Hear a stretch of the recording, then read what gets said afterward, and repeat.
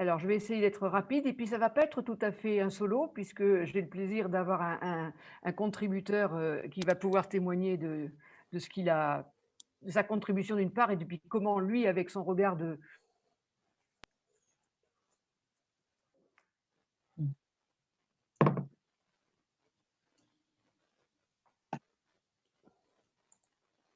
On a perdu Marie-Bernard. Ah, diagnostic en ligne.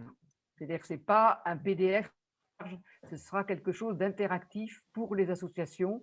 Et l'objectif, c'est d'évaluer la maturité donc des bonnes pratiques auprès de ces associations. Alors, je vais vous raconter très rapidement, hein, c'est assez court, l'origine de ce projet, en quoi c'est un complément de l'offre et de ce que j'appelle l'offre dynamique numérique, dont je serai un peu plus clair. Puis je vais vous le périmètre complet des offres de l'Institut IDEAS. Et c'est quand je vous parlerai des bases de la conception de diagnostic que vous découvrirez qui se cache comme témoin mystère derrière mon discours. Alors, l'origine du projet, vous savez fort bien qu'il y a eu un déploiement du nouveau guide des bonnes pratiques qui nous paraît déjà loin, mais ce n'est pas si loin que ça. Et dans le nouveau guide des bonnes pratiques, nous avions dès le départ envisagé un PDF au départ qui permettrait de donner envie de lire le guide. Nous avons parlé tout à l'heure de l'Avise. L'Avise a typiquement un modèle dans ce sens où vous pouvez vous répondre à quelques questions via un PDF et si vous répondez majoritairement oui à ces questions, on vous dit maintenant allez suivre le guide de l'Avise sur le sujet de l'impact social au cas particulier. Donc l'offre augmentée, comme je vous le disais, j'avais eu l'occasion de l'évoquer rapidement et j'aurai l'occasion de revenir vers vous. Donc, et puis je vais en parler un tout petit peu sur une autre slide. Donc, en tout cas, elle est toujours en cours et c'est à ce moment-là que je me suis dit, il faut quand même pas que je reste sur ce format PDF pour un autodiagnostic. Ça fait quand même un petit peu traditionnel. Il ne vous aura pas échappé que le numérique est devenu très, très, très à la mode. Et donc, c'était quand même un peu idiot de rester sur ce format-là. Et donc, en fait, nous sommes revenus vers la Fondation Crédit Coopératif, qui a d'ailleurs financé le projet de nouveau guide des bonnes pratiques depuis 2019 et 20. Et en fin 2020, pendant qu'on leur présentait un peu le bilan de tout ce qu'on avait fait, c'est-à-dire toutes les formations qui a pu avoir lieu, tout le plan de déploiement du nouveau guide auquel vous avez participé, ainsi qu'un certain nombre de personnes de l'équipe centrale. Donc, on leur faisait ce point-là. Et puis, je leur dis, bon, vous savez, le format PDF pour donc donner envie aux gens de faire le guide via un autodiagnostic, je trouve que c'est un peu déplacé. Et bon, je vous la fais courte, ils nous ont autorisé à prolonger leur partenariat, moyennant d'ailleurs une rallonge dont on les remercie. Et du coup, j'ai pu financer la conception d'un autodiagnostic en ligne. Donc, on a eu leur feu vert fin 2020 et donc on a commencé à travailler pendant la période des fêtes. Et donc, mon témoin mystère est vivement remercié parce que c'est à cette époque-là qu'il a commencé à travailler avec moi. Et nous sommes donc sur une mise en ligne prévue. J'ai mis T2 2021 pour que cette présentation puisse me servir d'autres fois, puisque T2 2021, ça commence en avril et ça finit en juin. A priori, c'est le mois de mai qui est ciblé, mais je préfère toujours des marges. Donc, vous voyez l'histoire vient du nouveau guide, mais en fait, l'autodiagnostic, il est en ligne. En ligne va se situer en aval et en amont de ces deux projets. Donc, le projet de nouveau guide et le projet d'offres numériques augmentées. Et c'est ce qui va être illustré par la slide suivante. Alors, ceux qui ont participé à la réunion physique où je vous avais présenté l'offre augmentée ne sont pas étrangers à cette petite pyramide, puisqu'on a eu l'occasion déjà de la présenter, sauf que là, elle a encore pris une couche de plus. C'est assez original. À l'époque égyptienne, on n'osait pas comme ça remonter les pyramides, mais nous l'avons fait. Donc, vous voyez que vous trouvez là l'ensemble de ce qui existe. L'offre d'excellence que vous connaissez parfaitement puisque vous y contribuez amplement, c'est l'accompagnement vers le label. Et seulement, on sait tous qu'en moyenne, il y a 10 nouveaux organismes. Alors, je dis bien en moyenne, on a parlé tout à l'heure des actualités, mais c'est quand même une moyenne depuis, en tout cas, le début de l'accompagnement vers le label. Par ailleurs, tout à fait en bas de la pyramide, il y a le fameux guide disponible au téléchargement, mais comme on le sait, quand vous le lisez, vous êtes totalement autonome dans la lecture, mais c'est quand même pas si évident de s'en saisir seul. Et donc l'objectif que je poursuivais déjà avec la fameuse nouvelle offre et donc, qui s'appelle en code offre augmentée, je la poursuis aussi à travers l'autodiagnostic, c'est que ces 2 nouveaux modules qui sont tous les 2 de l'offre digitale dynamique, c'est-à-dire que c'est pas uniquement je vais sur un site, je télécharge, il y aura des interactions sous forme d'application ou sous d'autres formes, et bien vont permettre dans les 2 cas, vers une population plus large, une cible d'associations qui n'iront pas nécessairement, et même probablement pas majoritairement, vers le label, mais d'être quand même en partie accompagnées à travers donc, les éléments de ces 2 offres. Donc la nouvelle offre, ce seront des modules vidéo, je reviendrai vers vous quand je serai plus avancé.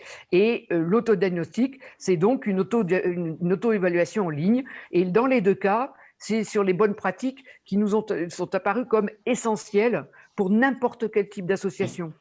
Dans les 90 bonnes pratiques, il y en a certaines qui ne sont pas applicables, d'ailleurs vous les marquez comme telles quand vous êtes conseiller, à toutes les associations. Là, nous avons choisi des bonnes pratiques qui sont vraiment, qu'on peut trouver dans n'importe quel type d'association, y compris des associations relativement jeunes. Donc voilà, nous avons une offre d'excellence qui reste l'élément phare d'IDEAS, mais nous avons aussi une offre en libre service qui se complète donc de ces 2 offres dynamiques qui se rajoutent au simple téléchargement du guide des bonnes pratiques. Alors, je reviens un peu sur ces offres parce que c'est quand même important de… vous voyez, j'ai déstructuré volontairement la pyramide parce qu'il faut se mettre en tête que ce sont des offres complémentaires et indépendantes. C'est vraiment au choix des organismes. Tous les organismes n'iront pas vers le label, et à l'inverse, peut-être que les organismes qui sont déjà accompagnés vers le label, voire l'ont obtenu sans renouvellement, trouveront intéressant d'aller faire l'autodiagnostic ou plus tard d'aller voir les modules vidéo. Mais c'est vraiment de leur choix et on ne prévoit pas de les pousser par un cheminement en disant vous devez avoir fait l'autodiagnostic avant de ceci, vous devez avoir vu cela. Donc c'est vraiment des offres indépendantes et c'est quand même plutôt la tendance de ce que l'on offre en général. Quand on a une offre de service, c'est vrai dans le domaine, j'allais dire, économique classique, mais c'est aussi vrai dans l'économie sociale et solidaire. Et donc, dans tous les cas, par contre, ce qui est clair, c'est qu'on poursuit un objectif commun, c'est évidemment la contribution à l'intérêt général, mais plus particulièrement en méthode, c'est des améliorations progressives et continues. Progressives, on le voit d'autant plus que dans les nouvelles offres, elles sont plus légères que l'accompagnement vers le label, mais elles permettent de respecter le tempo et éventuellement les ressources humaines, par exemple, d'une toute petite association ou autre. Donc, c'est vraiment au choix des organismes, mais à chaque fois, c'est pour leur donner les moyens de progresser et de manière continuelle. Voilà, donc là, je commence, vous voyez, mon teasing est fini. Vous voyez que j'ai prévu de faire témoigner Luc Genome qui a contribué à cette élaboration. Et d'abord, je vous rappeler la conception de l'autodiagnostic, quelles ont été les bases de sa conception. Ça reste toujours le nouveau guide des bonnes pratiques. Hein. Ce n'est que le guide, mais pas tout le guide. Donc, on a pris, alors là, j'ai mis le mot incontournable, mais nous avons une grande discussion pour les mots essentiels ou incontournables, mais vous avez compris le concept.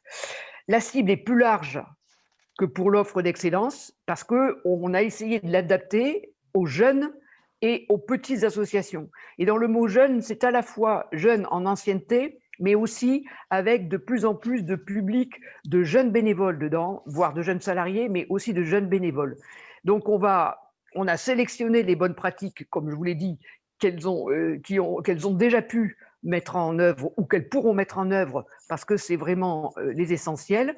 Et quant à la rédaction des questions de l'autodiagnostic ou des affirmations qui viennent des bonnes pratiques, c'est bien le fond de la bonne pratique, mais on a essayé de le simplifier sans en déformer le fond. Et pour ça, on a travaillé avec un certain nombre de gens. Et donc, justement, pour l'élaboration du diagnostic, il y a eu un large panel de contributeurs. Évidemment, l'équipe centrale que je sollicite systématiquement pour l'ensemble des projets, mais en essayant de les laisser aussi travailler sur tout ce qu'ils font, notamment avec vous. J'ai eu le plaisir d'avoir Luc Genome qui m'a accompagné, donc comme je vous le disais, depuis la période de Noël. Et j'ai aussi sollicité les étudiants du programme Alteraction, qui était ce programme de jeunes qui d'ailleurs m'avait aidé à réfléchir aux nouvelles offres numériques pour IDEAS.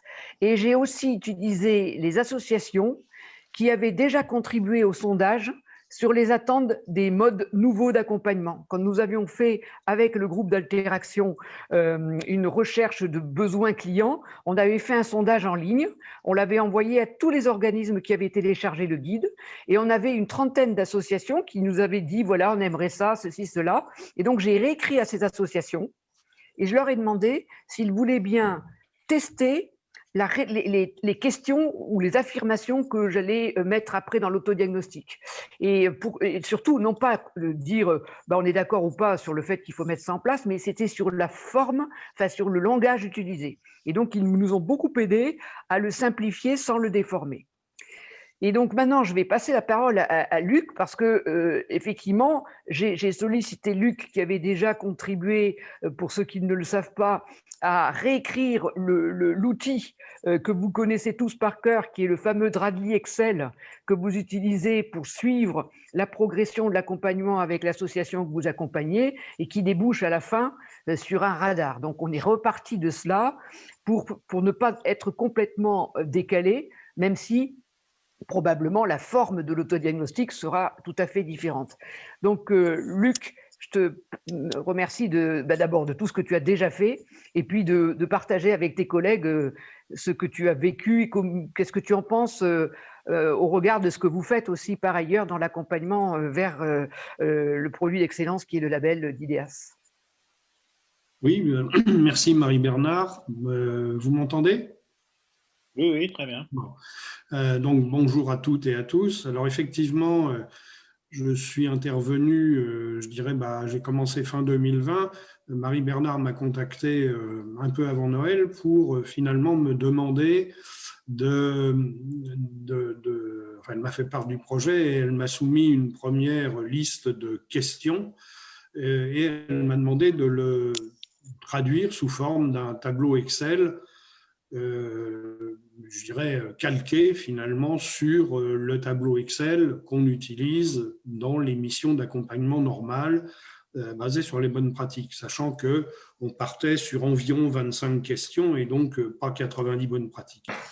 Donc j'ai fait ce travail, là j'ai retiré ma barbe de Père Noël, mais je lui ai livré, je crois que c'était quelques jours après ou avant Noël, je ne sais plus très bien, un premier jet de tableau Excel qui, basé sur les questions imaginées initialement, et restituait un résultat qui était sous forme de radar et sous forme des graphiques que vous connaissez bien.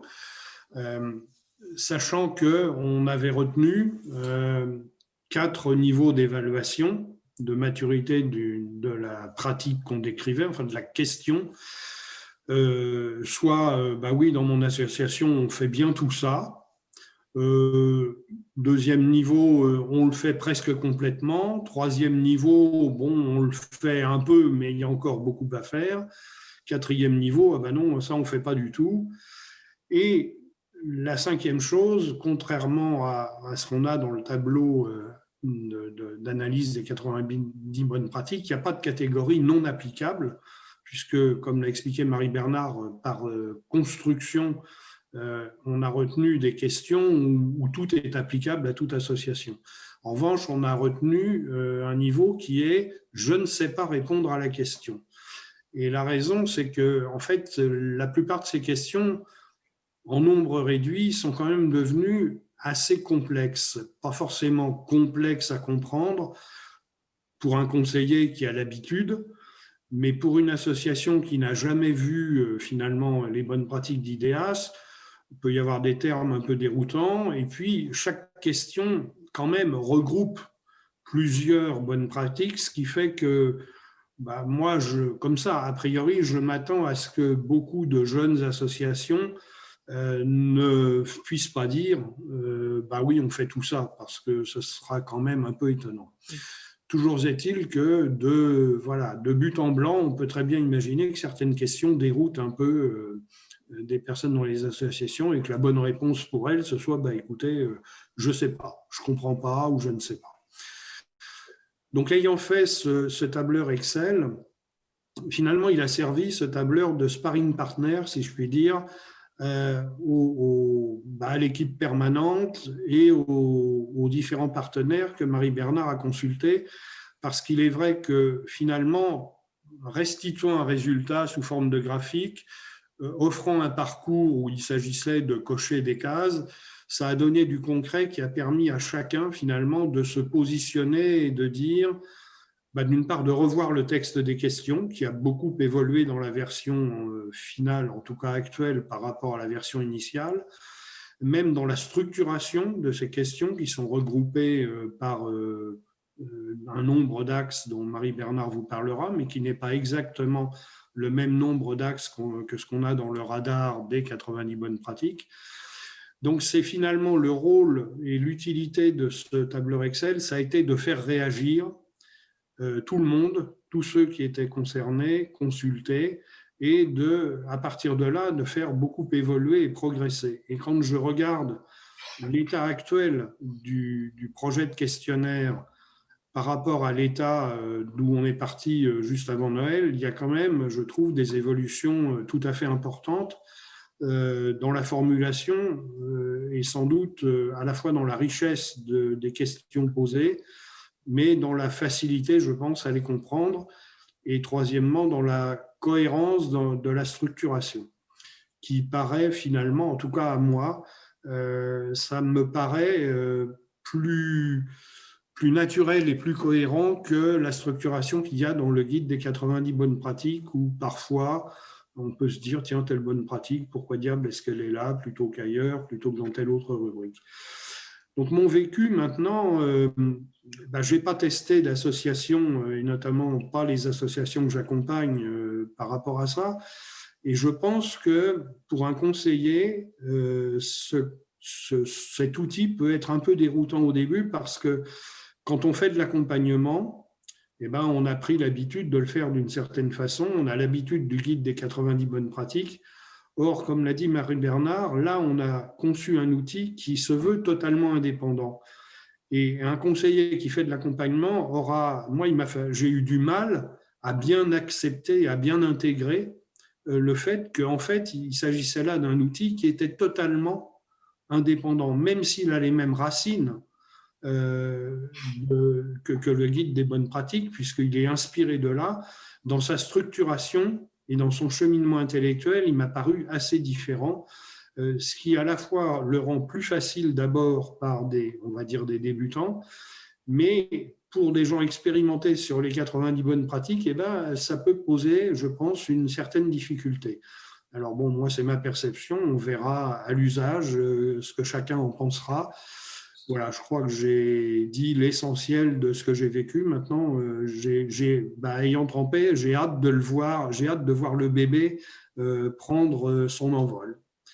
Voilà pour mon vécu à ce stade. Merci Luc. En commentant, tu m'as fait penser à quelque chose. Côté association, nous aurons une vision de ce que les gens auront répondu. Et je pense que l'outil est prévu pour être pédagogique, donc pour donner envie aux associations de se poser un certain nombre de questions, mais également pour nous, si on se rend compte que dans les X répondants, il y a toujours tel ou tel point qu'ils ne mettent pas en œuvre et tout, ça va nous donner aussi des éléments d'information sur probablement des choses qu'il faut que l'on pousse en termes de pédagogie ou autre. Donc, je n'ai pas évoqué ça tout à l'heure, mais donc on aura tout un back-office qui nous permettra d'avoir des tas d'éléments. On propose à l'association qui remplit le questionnaire, bien sûr, de récupérer les données, de les partager avec d'autres personnes, puisqu'il peut y avoir un président qui le télécharge et puis après quelqu'un d'autre de l'association qui va le faire. Donc, c'est plutôt un travail de réflexion collective, d'ailleurs comme l'accompagnement, parce que s'il n'y a qu'une personne qui est votre interlocuteur dans l'accompagnement, vous savez que ça ne va pas très bien marcher. Là, c'est la même idée. Mais en tout cas, côté IDEAS, même s'ils ne reviennent pas vers nous après, on saura ce qu'il s'est passé pour les uns et pour les autres. Je vais repartager rapidement, puisqu'il reste une slide, je vais vous repartager l'écran pour vous montrer, non pas le rendu idéal, puisque ça, on ne l'a pas encore, mais pour illustrer ce que disait à l'instant Luc sur le fait que c'est pas tout le guide, mais c'est quand même illustré du guide.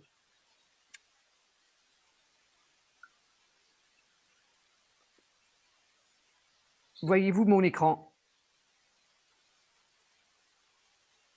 Oui, oui. Voilà, donc vous voyez, en fait, il y a... Alors, vous retrouvez des tas de choses. D'abord, vous voyez, j'ai fait exprès, j'ai mis les couleurs de la gouvernance, de la finance et du pilotage et évaluation. Donc, il vous apparaît évidemment qu'on parle plus de gouvernance que de finance.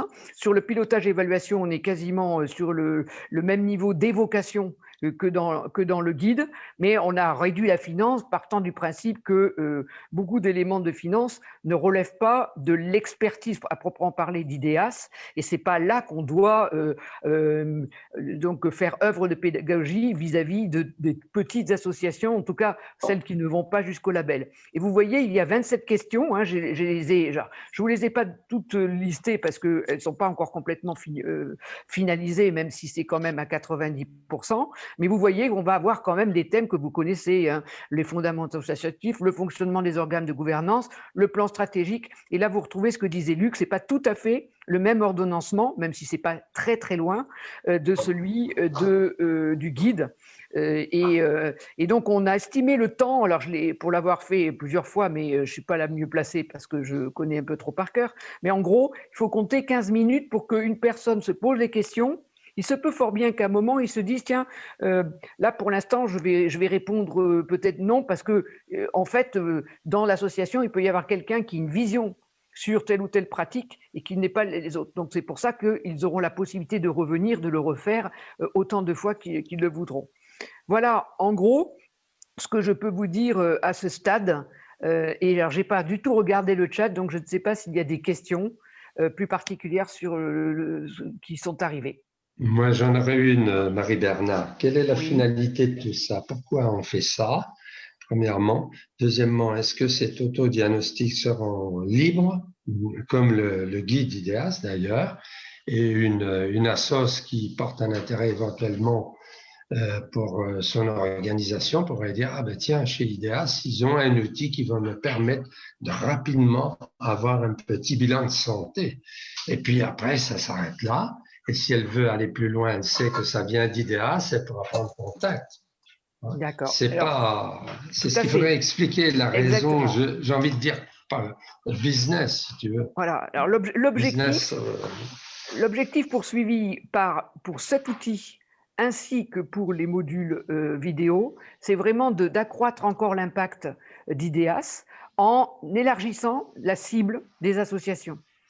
Il y a, comme vous le savez tous, des associations qui n'iront jamais vers le label, et il y en a qui s'arrêteront probablement à des outils comme ça, plus simples, où après ils peuvent progresser continuellement, mais à leur vitesse, et il y en a d'autres qui viendront vers le label. Donc c'est vraiment élargir la forme. J'ai oublié de parler de la forme elle-même.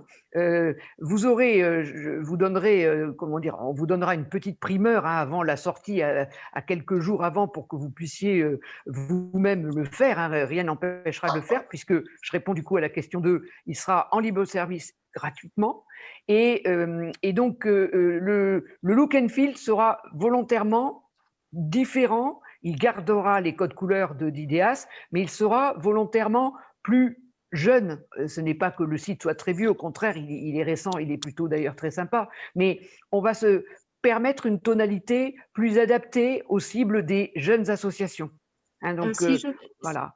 Si je peux me permettre, en tant qu'ingénieur en qualité, oui. Cet autodiagnostic est fait par une entreprise nouvelle, c'est-à-dire qui souhaite intégrer ce label. Pour moi, c'est essentiel qu'il y ait un consultant qui accompagne et qui est le garant de l'image de la culture IDEAS, enfin tout ce que contient IDEAS. Pour moi, c'est une sorte de danger de mettre ça à disposition en vente, gratuitement en ligne pour une association. Je pense que ce que va rechercher d'abord une association lorsqu'elle va récupérer un label, c'est qu'est-ce que ça va lui apporter en tant que rayonnement, en termes de communication, ce dont vous aviez parlé tout à l'heure. C'est surtout ces aspects-là. Ensuite, ce détail-là, pour lui, c'est la première démarche, le premier contact, c'est pas ça, enfin, à mon sens, c'est pas l'image de IDEAS qu'il faut qu'il reste dans sa tête. C'est en fait la première démarche, c'est ce que vont lui apporter concrètement. Concrètement, ce ne sera pas le contenu de son autodiagnostic. Ça, c'est un deuxième temps. Le premier temps, c'est vraiment montrer les atouts d'IDEAS, les atouts du label, les atouts de l'accompagnement qui se fait par les consultants. Donc, en fait, l'autodiagnostic, c'est une sorte de relais de suite au contact qu'il a eu avec les consultants d'IDEAS lors du premier contact. Et ensuite vient le deuxième atout d'IDEAS, c'est qu'on lui propose un autodiagnostic. Mais attention, cet autodiagnostic, on ne peut pas le lâcher comme ça en libre service. C'est surtout pour une association qui ne connaît pas les bonnes pratiques, qui n'a jamais été en contact avec les bonnes pratiques d'IDEAS. Donc, il y a une démarche progressive qu'il s'agit à mon sens, de mener par les consultants, parce que les consultants, ce sont les piliers d'IDEAS. S'il n'y a pas les consultants, on risque de déconnecter les associations de la démarche, de l'état d'esprit, de la culture d'IDEAS qui est reliée par le label. Donc, en fait, pour moi, c'est essentiel le contact humain au démarrage. L'autodiagnostic, c'est hyper intéressant, c'est vraiment important parce que ça permet effectivement que chacun s'approprie le contenu des bonnes pratiques. Et ensuite, mais au démarrage, à mon sens, pour une association qui n'a jamais fonctionné avec IDEAS, c'est à déconseiller. C'est vraiment pour une association qui est déjà plus mature dans la démarche d'IDEAS, des bonnes pratiques. Et à ce moment-là, effectivement, on lui cède les outils de l'autodiagnostic. Ok, Sylvie, d'accord. Bon, quand on ne parle plus de consultant, hein, on parle de conseiller. Pardon, de conseiller. Il y a déjà ça, mais je pense qu'il faut laisser. Je serais curieux de voir la réaction de Marie-Bernard à ta longue tirade, précise et fine. Merci, mais après je vais passer la parole à Suzanne. Nous ne parlons pas de la même cible. Nous ne sommes pas sur des personnes qui veulent aller jusqu'à l'excellence et prouver via des livrables que vous allez d'ailleurs vous-même voir avec eux, vous allez les conseiller et les aider à produire ces livrables s'ils ne les ont pas déjà fournis, etc. On est vraiment sur de l'éveil à « Ah tiens, ils me disent par ces X questions que ce sont des éléments essentiels pour une organisation. Je les ai ou je ne les ai pas mis en place ?» Donc ce n'est pas, il y a derrière ça l'auto-évaluation, elle est, comme son nom l'indique, c'est une auto-évaluation, elle n'a pas autorité de label ou de notation. C'est eux qui décident d'eux. Ils peuvent dire d'ailleurs qu'ils ont mis en pratique une bonne pratique sans pour autant fournir quelque chose comme livrable. C'est vraiment de la sensibilisation. Donc on est sur une autre cible.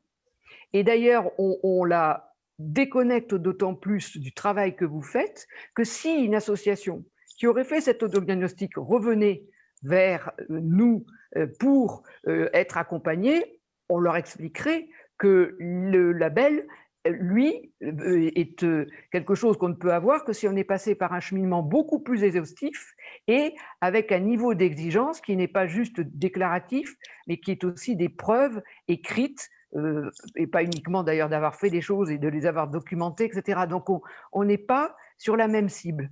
Suzanne, tu as probablement, ou Isabelle, des choses à rajouter.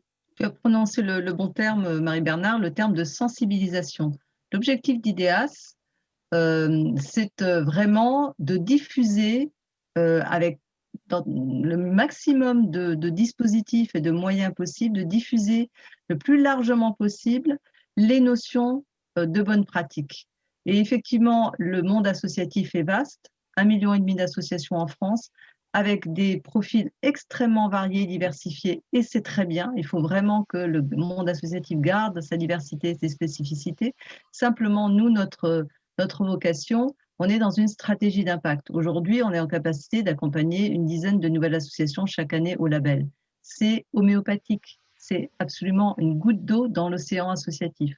Comment on fait pour faire en sorte que les messages que l'on souhaite faire passer, qui sont qu'on doit mettre en place un minimum de fondamentaux associatifs si on souhaite mener une organisation associative à bon port, eh bien, ça passe par le levier du numérique. Et le levier du numérique, c'est un levier pour faire cette sensibilisation, cet exercice de sensibilisation qui va évidemment suffire à certaines petites associations qui n'ont pas vocation, enfin je veux dire, si je pense à l'association par exemple qui fait du soutien scolaire dans son quartier, elle n'a pas besoin d'aller chercher le label IDEAS, mais elle a peut-être juste envie de savoir, ben, tiens, qu'est-ce qu'il faut que je mette en place pour avoir, on va dire, le bon socle pour que mon association ait un minimum, mais vraiment un minimum d'assises pour fonctionner. Donc quels sont les incontournables, les essentiels?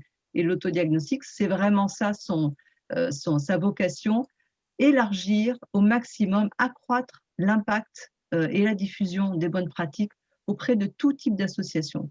Nous, notre cible de labellisation, elle est très étroite en fait, très très étroite, alors que le champ est vaste. Donc, on va s'appuyer sur un outil un peu pédagogique pour commencer à faire naître dans l'esprit des bénévoles et des dirigeants associatifs cette notion de bonne pratique. On est vraiment sur une démarche complètement différente de ce que l'on fait dans le cadre de la labellisation et on est vraiment dans une stratégie d'impact. Comment aujourd'hui je fais pour toucher des milliers d'associations aux 4 coins de la France, de la planète, parce qu'il faut savoir qu'on est aussi beaucoup sollicité par des associations qui sont en Afrique, nous, on n'aura jamais les moyens ni la vocation à accompagner. Simplement, déjà au travers de ce parcours d'autodiagnostic, elles vont pouvoir commencer à se poser les bonnes questions. Tiens, il faut avoir écrit des statuts. Tiens, c'est bien si on a quand même réfléchi notre stratégie de façon collective. Donc, ces associations-là, peut-être que certaines, au travers du diagnostic, de cet autodiagnostic, elles auront envie d'aller plus loin, mais la très grande majorité, elles n'auront pas ni envie ni besoin d'aller plus loin. Et c'est pour nous déjà un premier objectif atteint, d'avoir fait cet exercice de sensibilisation qui poursuivra au travers d'un autre levier numérique et qui est l'autre projet que Marie-Bernard pilote en ce moment. Je voudrais ajouter quelque chose. Je pense que cet outil a effectivement, comme c'était dit, surtout valeur pédagogique et de sensibilisation, c'est-à-dire que rien que le fait de lire les questions, presque indépendamment de ce qu'on va répondre, c'est en soi un facteur de prise de conscience. Ah bon, tiens, ça, ah bah tiens, j'y avais pas pensé. Et je pense que ce potentiel pédagogique peut être d'autant plus puissant que comme c'est quelque chose auquel on peut et on doit répondre rapidement, il ne s'agit pas de passer 1 heure sur chaque question en se disant « oh là là, qu'est-ce que ça veut dire ?» Il faut y aller, je dirais, oui, un peu comme un quiz. Et la puissance pédagogique, à mon avis, elle doit être multipliée par le fait qu'une association puisse le faire à tous ses dirigeants ou tous ses principaux administrateurs. Et c'est de la confrontation des réponses que chacun aura apportées que peut naître de dire « ah bah tiens, sur ce point-là, on n'a pas du tout la même vision les uns les autres. » Et donc, c'est un sujet sur lequel on a intérêt à travailler, ne serait-ce que pour partager la même vision. Moi, je crois beaucoup que c'est une des vertus de cet outil qui est absolument pas accessible par l'accompagnement sur les 90 bonnes pratiques. Je veux dire, en pratique, on a 2, 3 interlocuteurs et puis les autres, c'est pas qu'ils s'en fichent, mais ils peuvent pas travailler dessus. Donc là, il y a un potentiel de partage, de réflexion chez les dirigeants d'une association qu'on n'a pas avec les autres outils. Oui, vous posez une question juste par rapport à… Donc, si j'ai bien compris, c'est des fiches, quelque part, des fiches pratiques qui aident l'association à organiser son autodiagnostic. Non, mais aujourd'hui… Non, c'est juste des questions. Ça va être des questions, mais…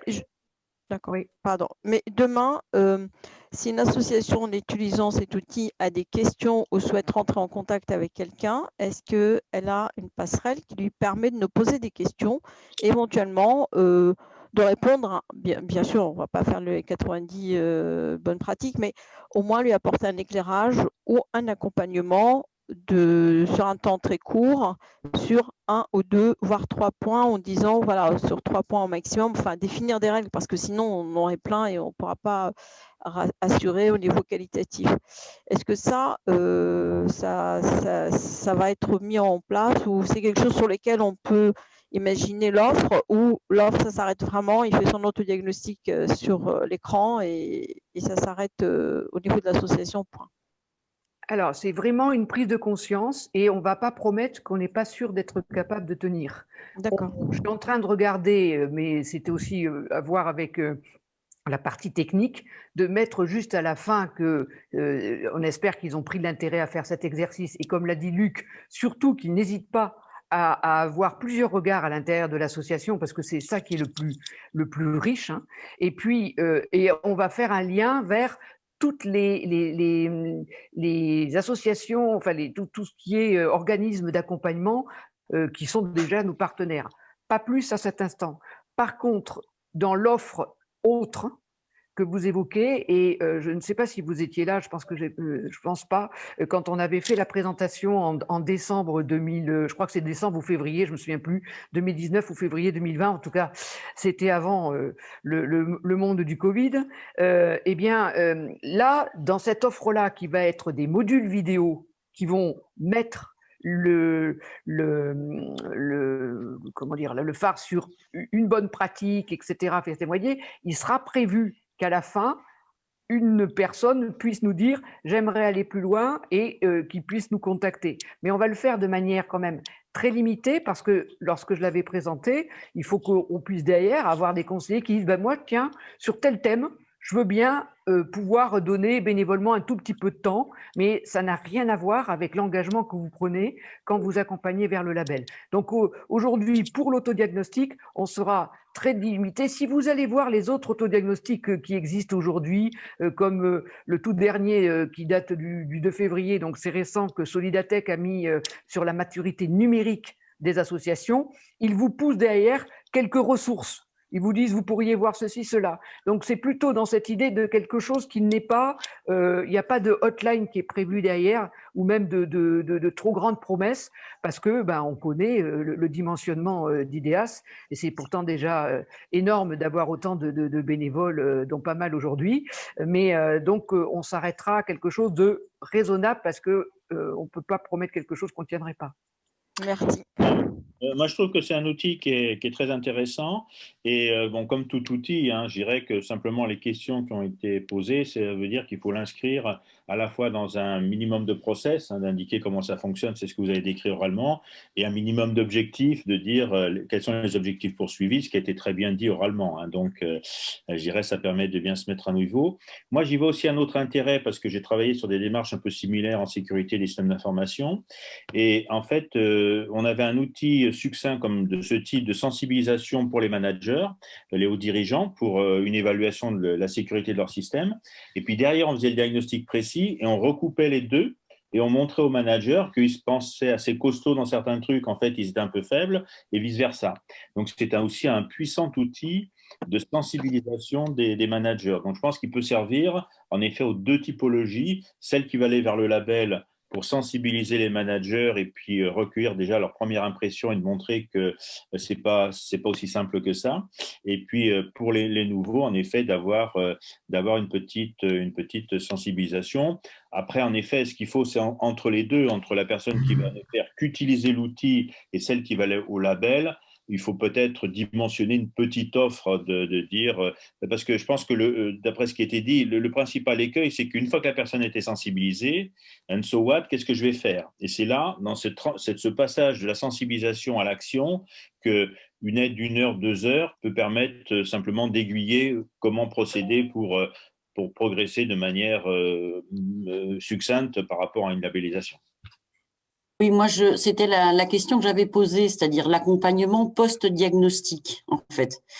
Moi, je trouve le produit très intéressant parce que ça permet une entrée par, effectivement, un autodiagnostic ou par le label. Enfin, je veux dire, c'est une autre cible.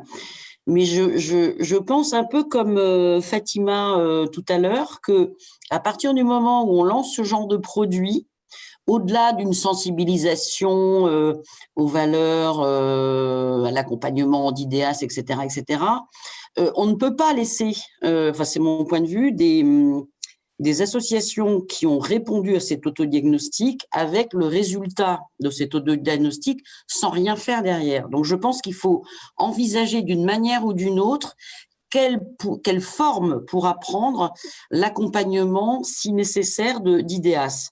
Est-ce que ça sera effectivement des conseillers, je ne sais pas, qui viennent d'intégrer IDEAS? Est-ce que ça sera des experts par thématique? Mais je pense qu'à partir du moment où une association fait cet autodiagnostic, ça veut dire qu'il y a une démarche derrière. D'ailleurs, qui fait cet autodiagnostic dans les associations? Est-ce que c'est le président, le bureau, le conseil d'administration? Qui le fait? Parce que je pense que c'est extrêmement important et ça peut être un risque pour une structure de faire cet outil sans qu'il y ait d'explicitation et d'accompagnement sur ce que veut dire cette démarche, qui fait cette démarche, à quel moment, les résultats, les voilà, et puis à partir de là, IDEAS, je vais obligatoirement me retourner vers IDEAS parce que c'est logique. Parce que c'est un outil IDEAS. Donc, je pense que, enfin voilà, de mon point de vue, il y a ces réflexions-là quand même à engager, parce qu'un diagnostic n'est jamais innocent. Absolument, Nadia.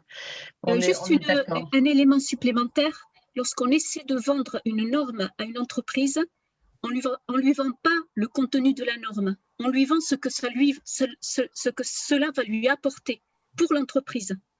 Donc là, effectivement, c'est utile de sensibiliser, mais avant cette présentation de l'autodiagnostic, il y a un volet de les atouts du label et ensuite passer à l'autodiagnostic. Mais est-ce que dans votre démarche, vous avez la possibilité d'identifier les associations qui sont rentrées, qui ont testé le format, enfin, qui ont utilisé l'autodiagnostic, c'est-à-dire ils vont dans le site IDEAS, ils voient donc un bouton qui leur dit vous pouvez faire votre diagnostic, ils rentrent dans l'environnement où ils peuvent faire l'autodiagnostic, mais est-ce que IDEAS a la possibilité de savoir quelle est l'association qui a fait son autodiagnostic ou pas?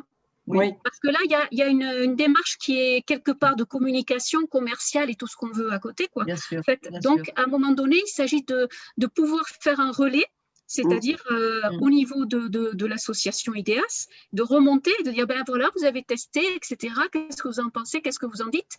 Bien sûr. Pour moi, il est possible qu'il y ait des associations qui sont hyper preneurs parce qu'ils ont le temps. Absolument. Mais est-ce que les autres associations, l'autre partie des associations qui ont peu de temps, peu de bénévoles, quand ils vont voir le volume des thématiques traitées, ils risquent de prendre peur.